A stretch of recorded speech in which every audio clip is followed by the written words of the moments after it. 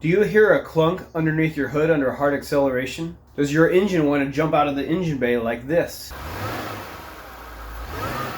Do you feel vibrations in the steering wheel or in the cab and maybe even have knock sensor codes? If the answer is yes, then don't wait another minute. Watch this video and let's replace the motor mounts.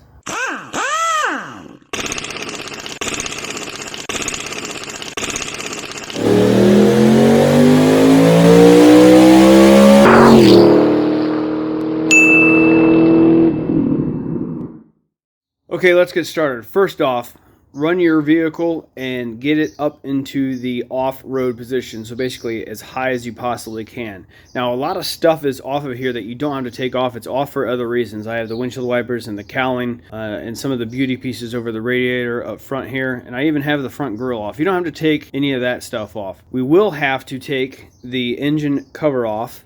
The engine beauty cover goes on top of these balls here. Pull that off. And then let's work on getting this air intake tube off. You've got a 7mm nut there, a 7mm nut there. You got a bolt holding it on here.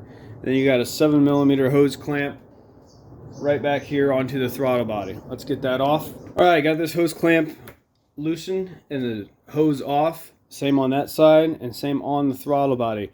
Now there is a breather for your crankcase ventilation clipped into the bottom of this thing. What I like to do is just kind of rotate this thing up and then unclip that. You've also got coolant lines on the back here. Just need to push these off.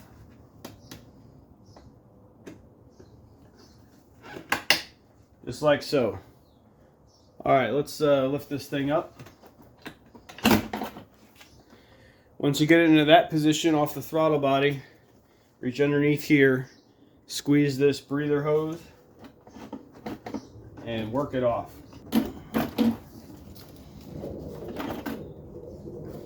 Here is that breather hose right here.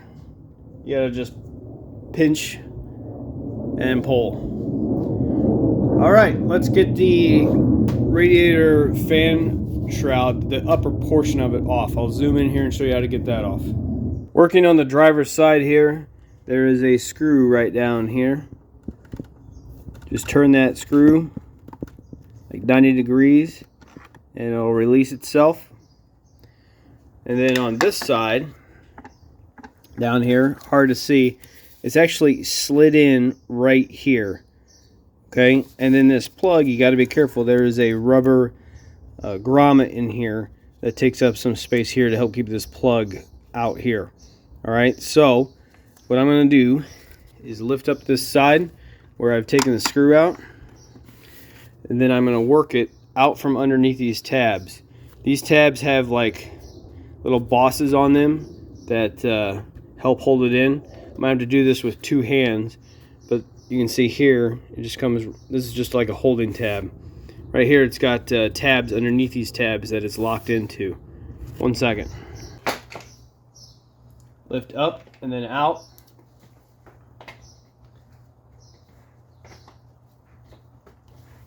Make sure you get that rubber grommet piece, don't want it to fall down. And out this comes. Okay, here's the tooth that it slides into on the passenger side over here. And then here's just that screw you got to turn 90 degrees. And underneath here, you'll see how this is grooved out. It's got two tabs on the top here that locks it in. And working on here on the driver's side, you've got a E12 inverse Torx bolt right down there.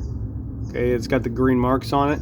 As long as your steering wheel is perfectly straight, this bolt should be facing up. We got to get this bolt out. Okay, so once you get that bolt out, I think I mentioned it was an E12 inverse Torx. Take the upper portion of the shaft and push it towards the cab. It'll accordion up there. And then the lower portion of the shaft, which is right here, just kind of set it out of the way towards the front here. Now you can see the motor mount right here. There's 4 bolts, 4 10mm bolts. I'm pointing at one there. 1, 2, 3. Sorry, camera's not focusing. Hard to show here. 3 right there, and then there's a 4th one on the back side here. And then on top, there's a 21mm nut. Pull the 21mm nut, then pull these 4 10mm bolts out. Okay, here's a new mount with the old hardware in it. This is the hardware that'll go back on it. Here's what I was talking about, just for a closer view. You got these 4 bolts, 10 millimeter, going around it, and then this 21 millimeter nut right here. And this is how it sits in the car on the driver's side. This one, and this one are easy to get to. This one's a bear. Hopefully you have some skinny arms. I ended up getting it with a stubby wrench, 10 millimeter down here. And then towards the end, I actually had to use a regular 10 millimeter combination wrench to get this off. It's a tight spot down there. Alternatively, you can take the skid plates off here at the bottom. Let me zoom out a little bit here for you. You're going to have to take these off anyway. Now, I've already got them off, and they're off for other reasons, just like the cowling and everything up top is. But to get the skid plates off, first off, you have a tow hook cover in the front here. And there are 4 screws that you just turn 90 degrees and let the tow hook cover kind of hang down. And then you can get to these bolts here for the skid plate. And then just follow that same size bolt all the way around and get this front skid plate off. Okay, now let's talk about the rear skid plate. There is also a skid plate that covers up underneath this transmission. I even have the heat shield skid plate off right now as well, again for other reasons. You don't have to take this one off, but the one that sits below it here, you're going to have to take off. You got some 10 millimeter screws here on the side that it bolts into, over here and over here. Then you've also got some larger bolts the same size that goes in the front skid plate here, and then back here on the transmission cross member, and then over here as well. And then I believe there's a couple up here on this cross member. You can get this plate down. You need that down so you can see up through here. This is where the the motor mount is going to come out of. What we got to do first, though, is we got to put a jack underneath here. We're going to put a jack and a piece of wood underneath the oil pan.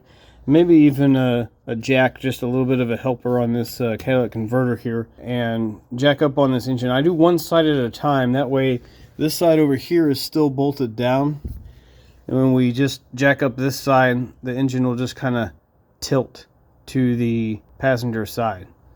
That's also why we have to remove the fan shroud that you saw earlier in the air filter boxes, because we're actually lifting the engine up. We don't want the fan to hit the shroud or the air box to get torn. Okay, let me get the jacks underneath this oil pan. We will start finagling this thing out. Okay, we got a nice gap now. You can see the arm of the engine coming over there. You see the gap where the stud goes up through it. And we've got the engine jacked up with jacks. Always use a softener like a 2x4 or something. You don't want to crack this aluminum oil pan. That'd be really bad. And then right behind us, I put like another jack on a center block with a hockey puck over the catalytic converter, just to give it a little bit extra support back there and help it tilt. Okay, I doubt that I'm going to be able to do this with one hand, but I'm going to grab this motor mount, bring it out of its house right there, and then pull it out back this way. Okay, here is the old one sitting next to the new one. This one is definitely trashed. Just move it all around. You can even turn this thing inside here. It is just completely gone. This new part here, you can't turn it at all. Nice and stiff rubber in there. Good part going in. Okay, I set the new one in place and lower the engine down. Hot tip, lower the engine down about, 80 to 90% of the way, but still where this mount can kind of move around, and then start all of these bolts before you put the weight of the engine on it. All of these bolts are started. Then we're going to cinch these things down. Okay, the driver's side one is all nice and cinched down now. Basically, the last step on this side is to get the steering shaft back on. We'll do that in just a second. Let me move over to the passenger side over here. This side, fortunately, is easier. I've already pulled off the 21 millimeter nut down there, and then the 4 10 millimeter bolts that go in this thing. I pulled those from up top here. Before you pull all those bolts out, though, you do have to get a ground strap off. Let me see if I can circle it in the picture for you here. Alright, that is a ground strap that bolts to the arm. The only reason you have to take this off is you won't be able to get to this bolt with the ground strap in place. So the ground strap is off with a 10 millimeter bolt and off to the side. Now all we have to do is repeat the process over here, jack up this side of the engine and finagle that thing out. Let's get underneath. Okay, here we are on the passenger side. The new one is already in. You can see right here I've already started the bolts. Basically just, again, just jack this side of the engine up pretty high. You can finagle the old one out through here. Here's that ground cable. It bolts, look for me able to see this. Incredibly hard to film under here. It bolts right here. We'll bolt that last. I did have to take the heat shield off of the starter. It goes right here. There's a 7mm bolt here and here. Pull that heat shield off. It was kind of catching on the motor mount as it was coming out this way. So I'll put that back on. Alright, let's cinch all these bolts down. Okay, this passenger side is done. It's all bolted down. Remember the tip. Lower the engine about 80-90% of the way down. Thread all those bolts in by hand, get them started, including that 21mm nut there, and then set the engine down the rest of the way and then torque these things down. You can see here, I'll see if I can zoom in on it. This is that that's that negative post, or that negative wire ground that needs to be unbolted to get to that back bolt. That's also back on. It's a 10mm bolt. Last step that I'm going to do here is get this steering shaft back on and bolted down, and then we will just put our fan shroud back on, put our air intake ducting back on, making sure that we remember to clip this breather hose, the crankcase ventilation system back in, and then we're done. Thanks for watching. Please like, please subscribe, put a comment down below if you have any questions. Thanks.